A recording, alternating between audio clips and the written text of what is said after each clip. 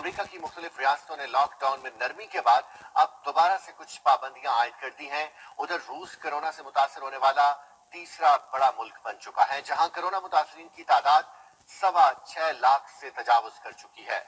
America और रूस में हमारे नुमाइंदान मौजूद हैं, उनसे मजीद जानने की कोशिश करेंगे। वाशिंगटन से खुरम शहजाद और मॉस्को से शाहिद कुमन हमारे साथ मौजूद हैं।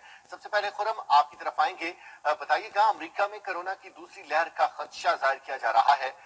एसओपीज पर अमल दरामद करवाने के लिए इंतजामिया क्या कर रही है?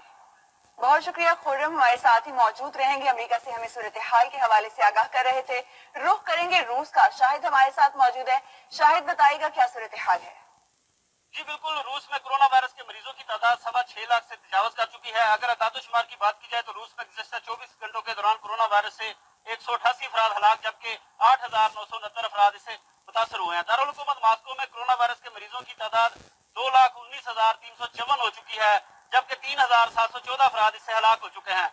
इस तरह रूस भर में मुतासरा मरीजों की कुल तादाद 6,27,646, जबकि मरने वालों की कुल तादाद 8,359 हो चुकी है और अब तक 3,93,352 अफराद सेहतयाब हो चुके हैं। मास्को के मेयर सरगई सोबियानीन ने कहा है कि कोरोना वायरस की मौजूदा सूरत हाल के पेश नजर मास्को अपनी सियाहत के शोबे को दोबारा खोलने के लिए तैयार नहीं है, जबकि हुकूमत की जानिब से कहा गया है कि रूस कोरोना वायरस की वजह से गैर मुल्कियों पर आयद पाबंदियों में आसानी पैदा करेगा।